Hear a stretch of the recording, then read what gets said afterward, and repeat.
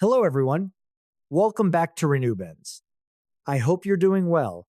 In the previous videos, we learned about Python's basic data structures: stack, queue, arrays, and linked lists.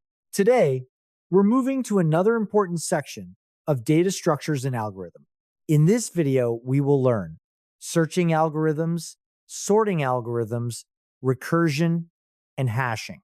These topics are very important for coding interviews and real-world software development. So let's begin. First, let's understand what searching means. Searching is the process of finding an element inside a collection of data. For example, imagine you have a list of student marks. If you want to find John's mark, you need to search through the list. There are many searching algorithms, but today we will learn two of the most popular ones: linear search and binary search. Linear search is the simplest searching algorithm. It checks every element one by one until it finds the required value. Let's understand the code. First, we create a function called linear search. The function receives two values. The first is the list. The second is the value we want to search. Next, we use a for loop. The loop checks every element one by one. If the current element matches the target, the function immediately returns its position. If Python reaches the end of the list without finding the value, it returns -1. -1 means the value is not present.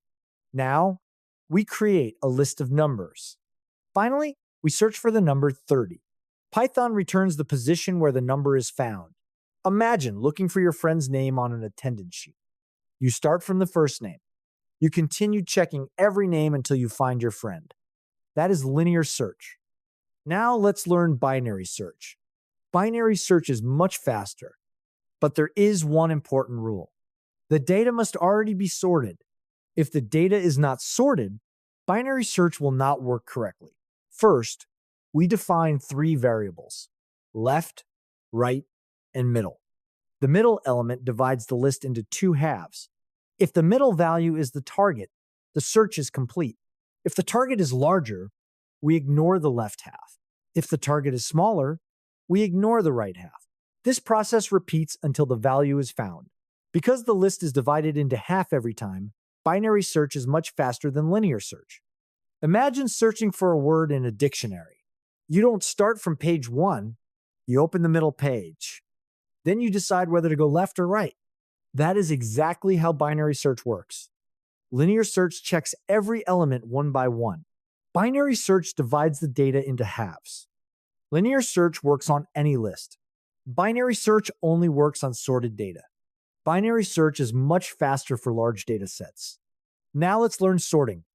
Sorting means arranging data in order, usually ascending order or descending order. Sorting makes searching faster and data easier to understand.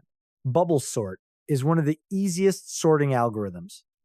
It compares two neighboring values. If they are in the wrong order, Python swaps them. This process repeats until the entire list becomes sorted. First, we create a copy of the list. Then, we use two loops. The outer loop controls the number of rounds. The inner loop compares neighboring elements. Whenever the first number is larger, we swap both values. Finally, the sorted list is returned. Imagine bubbles inside water. Small bubbles slowly move upward. Similarly, larger numbers slowly move toward the end of the list. That is why it is called bubble sort. Selection sort works differently. Instead of swapping every time, it first finds the smallest number. Then, it places that number in the correct position.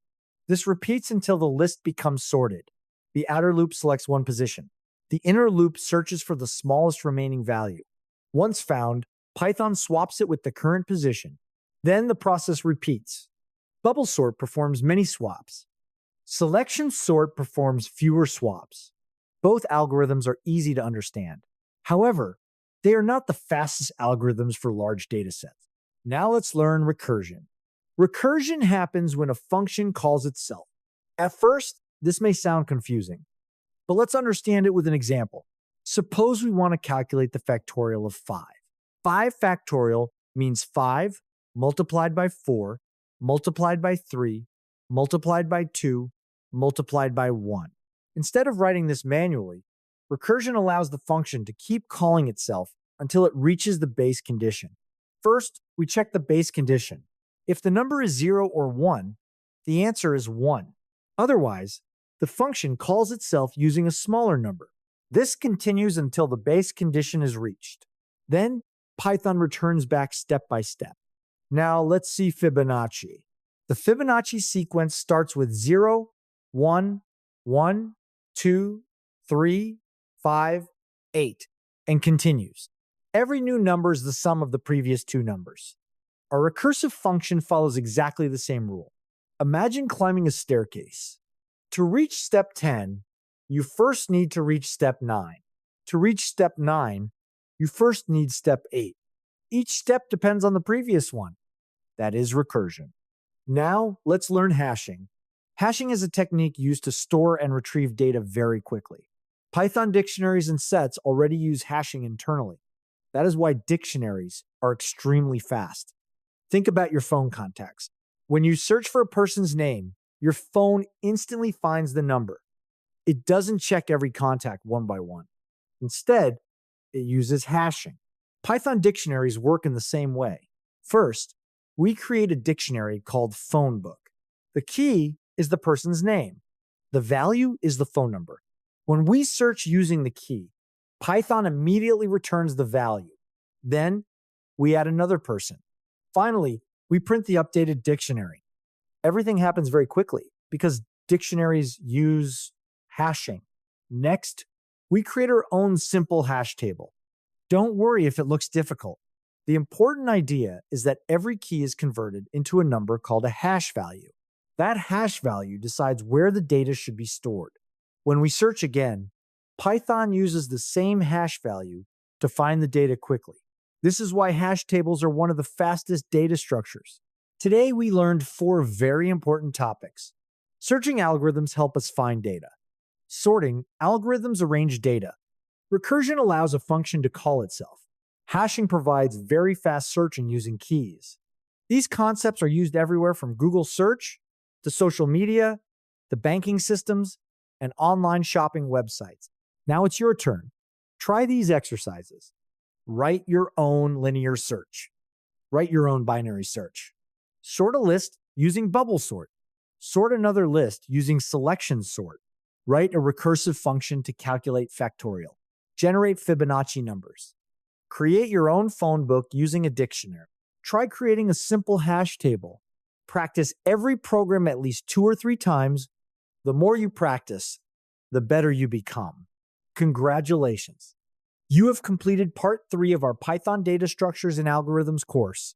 Today we learned linear search, binary search, bubble sort, selection sort, recursion, and hashing. In the next video, we will learn trees, heap, graph, collections module, time complexity, and mini projects. These are the final topics in this complete course.